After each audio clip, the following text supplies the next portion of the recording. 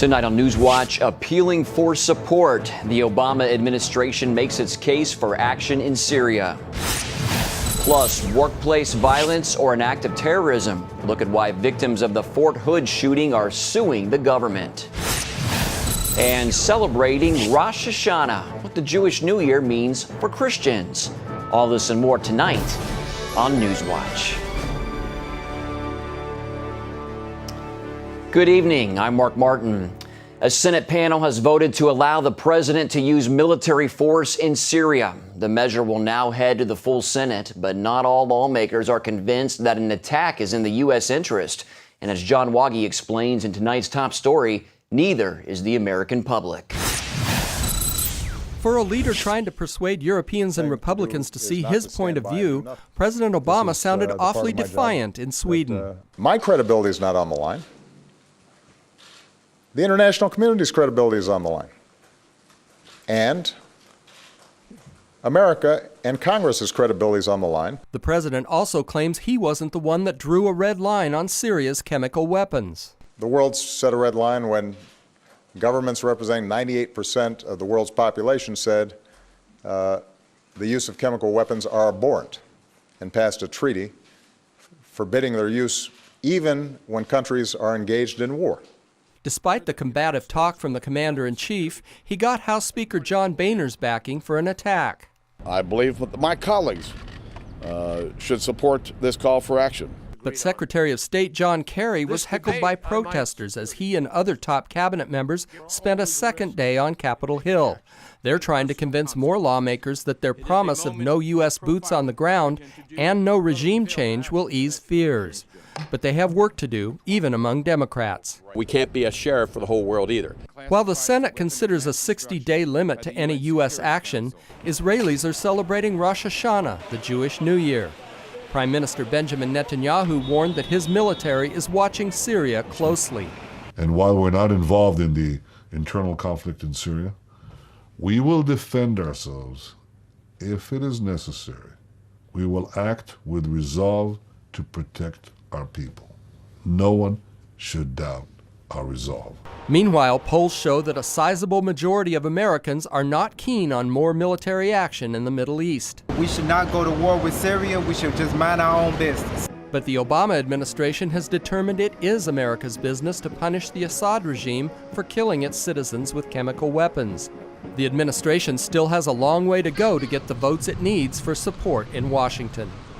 John Waggy, CBN News. For more on the political implication of action in Syria, we turn now to our chief political correspondent, David Brody. David, is this a defining moment for the Obama administration?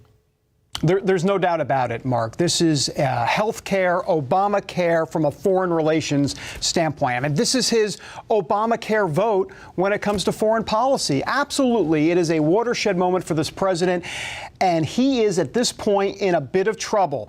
There is going to be some serious, heavy arm twisting and arm lifting in Congress over these next 4 or 5 days. But, you know, it's interesting, Mark. You know, it's funny. We sit here and we talk about how Congress, well, we're not sure if they're going to go along with the president. But then, oh, my goodness, all of a sudden, in 4 or 5 days, he's got a lot of folks behind him because principles here in Washington seem to change on a daily basis. Well, like you said, Obama is getting support from Republicans. Is this bipartisan collaboration going to last, though? Probably not. And let me say a couple of things about that bipartisan collaboration, or at least getting some help from Republicans. Yes, he has the Speaker of the House, John Boehner, on his side. And yes, he has the majority, or the minority whip, or majority whip in the House, Eric Cantor, on his side as well. But after that, it starts to get a little dicey. Yeah, he's got John McCain and a couple other folks. But after you look at leadership positions here, Mark, the actual rank and file of the House of Representatives, the Tea Party rank and file, is not there at all. And he's got the anti-war Democrats not on his side either. So remember, he needs those anti-war Democrats that would have voted against George Bush. With President Obama, potentially a different story. So we'll have to see about it. Do you think the president will act even if he does not get support from Congress? That is the sense, Mark, that he will most likely act. Look, he has created this red line. He will say no. As a matter of fact, today, as we heard, he says he did not create any sort of red line, that was already an international red line. But look, he came out, said if they being Syria, Assad's regime, if they go ahead and use chemical weapons, he will go ahead and at that point have to use some sort of force. He said it, okay? At that point, if you're going to have a red line, you're going to have to do something about it. I think what we're seeing right now, Mark, is a pass-the-buck mentality. He's saying, look, I want to do something. I'm the president of the United States. I think we should do something. But, oh, by the way, let me check with Congress and see if they'll go along with this. And now, if Congress doesn't, he's going to be boxed into a corner. He's going to have to do something. So it's a tough spot for the president. Fast forward, let's say the U.S. strikes Syria, then what? What is that dynamic like here in the U.S.? Well, that's the whole problem here. Beyond just the United States, we're looking at, a lot of people throwing around this World War III, but look, there are clear lines here. Russia, Iran, Syria. You can go down the list of that axis of evil, so to speak, circa 2012 now. And then you have the United States. There's a lot of folks right now saying, well, wait a minute. The president of the United States has called for 60 days of some sort of maneuver within Syria, maybe an additional 30 days. But a lot of folks on Capitol Hill are saying, well, wait a minute, what about after those 30 days? What about after 90 days? Then where are we 6 months from now, a year from now? I think that's the problem. Where does it go, not just after 90 days, but much longer than that? All right, David Brody, as always, thanks for your time, sir. Thanks, Mark. All right, and later on tonight's NewsWatch, we'll take an in-depth look at who exactly is fighting in Syria. Stick around for that. The battle over gay marriage made its way to a Pennsylvania state court today. That after a lawsuit against a county clerk for issuing marriage licenses to same-sex couples. D. Bruce Haynes started doing so after the U.S. Supreme Court deemed portions of the Defense of Marriage Act unconstitutional in July. He's issued more than 160 since then. Now the health department, led by Republican Governor Tom Corbett, is suing. They argue Haynes can only give licenses that meet the state's definition of marriage as between a man and a woman. 1/3 of American workers say they have seen or experienced religious discrimination at their workplace. That's according to a new study by the Tannenbaum Center for Interreligious Understanding. The center asked more than 2,000 Americans about religious freedom at work. 32% of white evangelicals say others look down on them because of their beliefs. 31% of non-Christian religious workers say the same, and 60% of atheists believe their beliefs are not respected. Also, more than half of those surveyed agree that Muslims suffer a lot of discrimination, and 6 out of 10 white evangelicals believe discrimination against Christians is as common as discrimination against other faiths. Christian bakers in Oregon are speaking out for the first time since closing shop. The couple closed their bakery this weekend after backlash for refusing to create a wedding cake for a same-sex couple. But Aaron and Melissa Klein are defending their faith and their decision. I didn't want to be a part of her marriage, which I think is wrong. I am who I am, and, I want to live my life the way I want to live my life, and, I choose to serve God. It's one of those things where you never want to see something you put so much work into go belly up, but on the other hand, I have faith in the Lord, and He's taken care of us up to this point, and I'm sure He will in the future. Over the past few months, the Kleins say the wedding part of their cake business suffered a major loss, but that they will continue to run their cake business from home. The Cleveland man convicted of holding 3 women captive in his home for a decade has committed suicide. 53-year-old Ariel Castro was found hanged in his jail cell. In August, he was sentenced to life in prison plus 1,000 years. The former bus driver kidnapped 3 women and imprisoned them, sometimes restraining them by chains. He pleaded guilty to 937 counts, including kidnapping and rape. Ohio corrections officials say Castro was not under suicide watch and was being held in protective custody. It's the worst mass shooting on a military base in U.S. history, but victims of the Fort Hood massacre say it should be known as the worst terrorist attack since 9/11. George Thomas reports.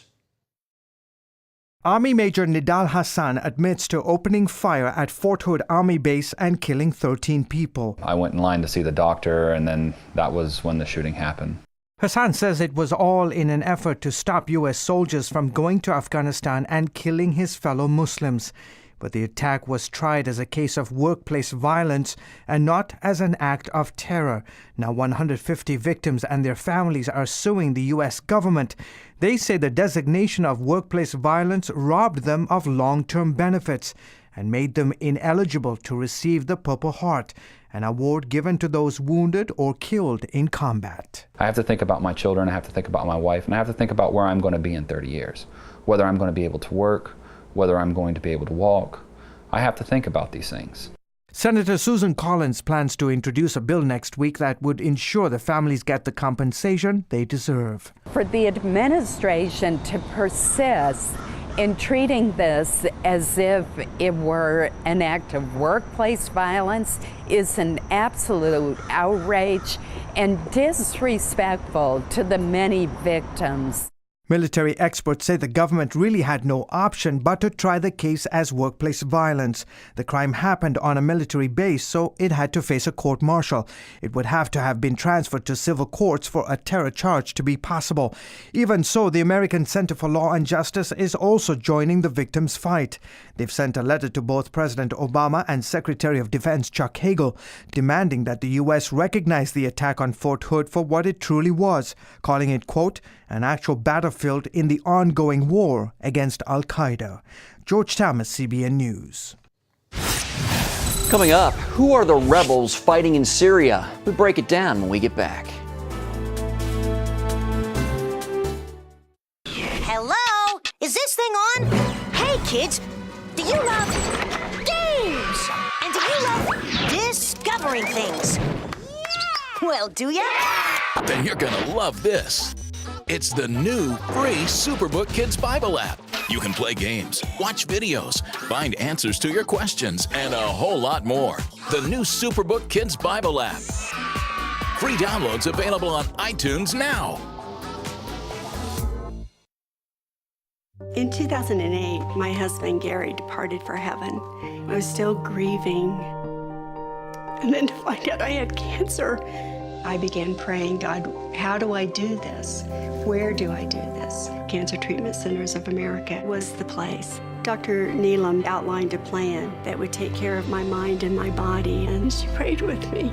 For Bible-believing Christians, we're able to pray with them in a much deeper way as they begin to really rely upon their faith. At Cancer Treatment Centers of America, we believe in the power of faith and prayer as indispensable allies in the fight against complex and advanced stage cancer. I'm back in Telluride on the mountain skiing. I feel strong and healthy. Advanced medicine and technology. And I am a survivor. The warm embrace of the Spirit and the power of prayer. These are happy tears. Please go to cancercenter.com/faith. Appointments available now. Cancer Treatment Centers of America. Care that never quits. Jim is 38, mortgage, married, 3 great kids. He wants to protect his family with a $500,000 term life insurance policy. What do you think it'll cost him? $100 a month? 60? 40? Actually, none of the above. Jim can get a $500,000 policy from a highly rated insurer for under $19 a month. His secret? SelectQuote. SelectQuote is impartial. They'll comparison shop the pick of insurance companies like these to give you a choice of your best prices. SelectQuote has great savings on term life for women, too. Jim's wife, Deidre, can get a $500,000 policy for under $16 a month. SelectQuote has helped make term life insurance affordable for hundreds of thousands of people since 1985. How about you? Just call this number or go to SelectQuote.com. SelectQuote.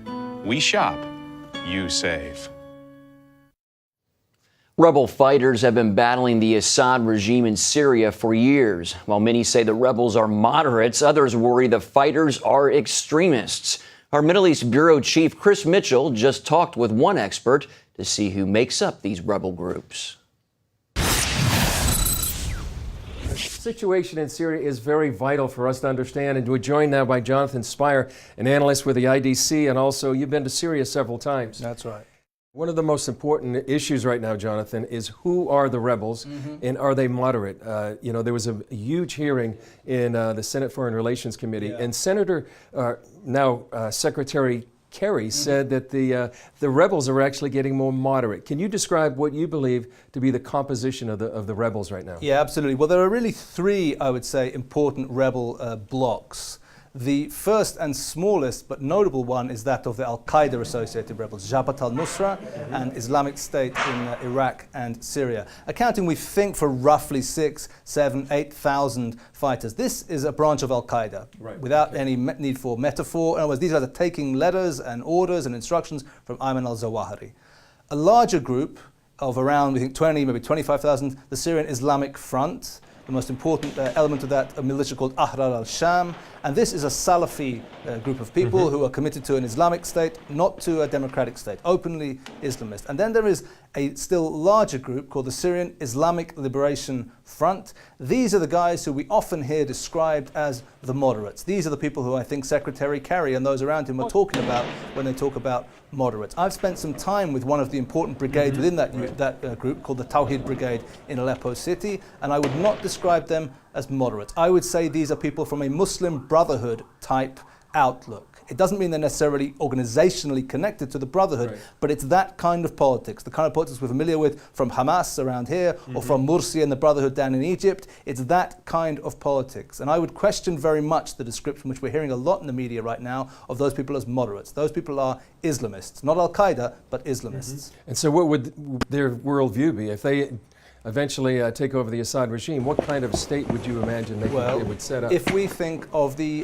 examples we have right now of Hamas-controlled Gaza, or of the year which just ended in Egypt, so to speak, the year-long experiment in Muslim Brotherhood governance down in Egypt, those are the kind of examples we should be looking at to learn what it would be like if the Syrian Islamic Liberation Front took over Syria, because we don't need to speculate. We have concrete examples in history right now, of Muslim Brotherhood rule. That's the kind of thing I think we should be looking at and learning from. Okay, Jonathan, that's very revealing and very important right now as the United States make this huge decision about what to do with Syria. Thank you. Thanks, Chris. And to see more of that interview, you can watch Friday's edition of Jerusalem Dateline. The show is now weekly, so make sure you tune in every Friday, and you can find a link at our site, cbnnews.com. Up next, we'll ring in the Jewish New Year, the holiday known as the birthday of the world. Attention sleep apnea patients. Are you tired of the expense and hassle of getting your CPAP and BiPAP supplies? Are you fed up with dealing with ill-fitting, leaking, or worn-out masks and straps? Are you worried about the effects that unsanitary tubes, cushions, and filters have on your health? If you said yes to any of these questions, Allied Medical Supply Network has the solution to your problems. You could qualify to have your supplies regularly delivered right to your door at little or no cost to you. That's right, no more inconvenience, no worn-out masks and straps, no more unsanitary equipment, just restful sleep. Call Allied Medical Supply Network today to determine if you may qualify to receive your fresh, brand-name supplies at little or no cost. Don't delay. Call us now to see if you are eligible to save money on regular delivery of your CPAP and BiPAP supplies. Call 1-800-815-9947. That's 1-800-815-9947. Or go to cpapsupplyhelpline.com. Announcing an important breakthrough in healthcare that can benefit everyone. If you or anyone you love needs affordable health insurance, regardless of a pre-existing medical condition, call Quick Insurance 123 today and get the immediate relief you deserve. Quick Insurance 123 was created to provide affordable health insurance to all uninsured Americans, with or without pre-existing conditions. This is not a discount card. This is a real insurance program that lets you choose from many affordable health plans, with access to doctors, hospitals, emergency services, and more. So call the number on your screen now and get the health coverage you need just for calling. As a special bonus, we'll send you a free prescription savings card that could save you up to 85% on your prescriptions. That's right, you could save up to 85% on your prescriptions just for calling. Call Quick Insurance 123 to find out how you can get affordable health insurance and receive your free prescription savings card just for calling. Don't wait. Getting a free quote is as easy as 1, 2, 3. Call today. Welcome back. This week, Jewish people in Israel and around the world will be celebrating Rosh Hashanah, the Jewish New Year. Gordon Robertson brings us this story on the significance of this Jewish holiday and what meaning it holds for Christians.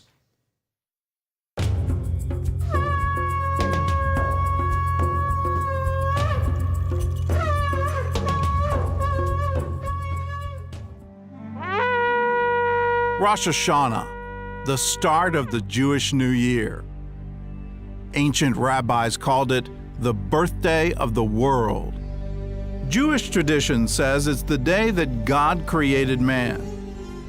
The Bible calls it the Feast of Trumpets, or Yom Teruah. If I went home to my Jewish family and I said, hey, it's Yom Teruah, they wouldn't even know what I'm talking about. It's called today Rosh Hashanah, which means head of the year. It somehow became the Jewish New Year. Now, how did that happen? The Feast of Trumpets became the Jewish New Year when the Israelites were exiled in Babylon. In Babylon, the beginning of the new year was in September. They also had a lunar calendar like the Jewish people, so the first day of the 7th month was the Babylonian New Year. Over time, the Jewish people took the Babylonian New Year and made it our New Year. And with the New Year come the holiday traditions. You know, when you talk about Jewish traditions, you're always talking about food. In fact, you can summarize almost every Jewish holiday in the fact that they tried to kill us, God rescued us, let's eat. People eat pomegranates and pray that their good deeds will be multiplied like the seeds. Round bread shows the cycle of the year, and apples dipped in honey symbolize the desire for a sweet new year. Another tradition in certain circles of Judaism is to eat a fish head on Rosh Hashanah. I know that sounds yummy, right? But a fish head symbolizes the head of the year, the new year. The Hebrew greeting is Shana Tova. It's a shorter version of the traditional blessing. May you be inscribed and sealed in the book of life for a good new year. On the day of Rosh Hashanah, God, according to Jewish tradition, God has books. And in these books, he decides who has been naughty or nice, and who's going to have a good year, and who's going to have a bad year, and who's going to live and who's going to die. And so when Jewish people celebrate Rosh Hashanah, they, as a blessing, they're saying, may you be inscribed for a good year. May God bless you. May this go in your favor. Rosh Hashanah begins a 10-day period known as the Days of Awe. The 10 days of awe start on Rosh Hashanah and end on Yom Kippur. And during those 10 days of awe, it is believed that you can change your status before God. And so during those 10 days of awe, it is emphasized to pray, tefillah, to give, which is called tzedakah, to do good works, mitzvot, and to repent, shuvah. Now, the good news for us who believe in Yeshua the Messiah is that our status is the permanent ink of the blood of Yeshua. We don't go into this season wondering whether or not if our name is going to stay in the book or if it's going to get in the book. The day that we come to Yeshua, that we are born from above, our name is put in the book of life forever. Many Jews observe a ceremony called tashlik, which means casting off in Hebrew. It's a symbolic way to cast off the sins of the previous year. The book of Micah speaks of a time when God would cast our sins, the sins of the Jewish people, into the sea. And so Jewish people traditionally on the first day of Rosh Hashanah will take some bread and they will go to a body of water and they will throw the bread into the water as a sign of God taking their sin and casting it into the sea. The best known tradition is the blowing of the ram's horn, the shofar.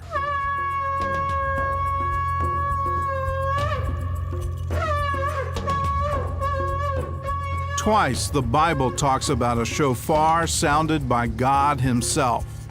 The first time was on Mount Sinai, as the Israelites prepared to enter their covenant with God. The second time will be at the return of the Messiah.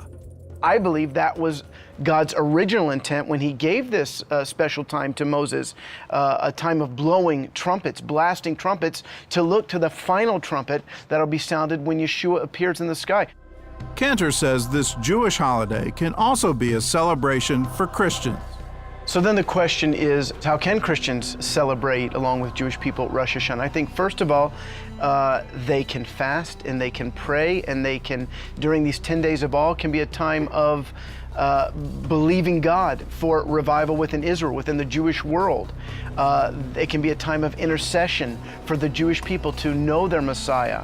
I think also a great way to celebrate this holiday is to look to the coming of Yeshua. I think it's a time for Christians and Messianic Jews to look to heaven and say, "Come, Yeshua, come. We long for your returning."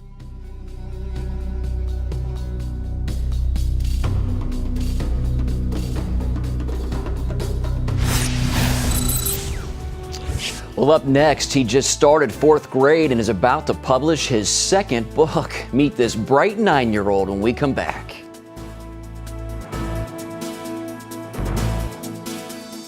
Attention sleep apnea patients. Are you tired of the expense and hassle of getting your CPAP and BiPAP supplies? Are you fed up with dealing with ill-fitting, leaking, or worn-out masks and straps? Are you worried about the effects that unsanitary tubes, cushions, and filters have on your health?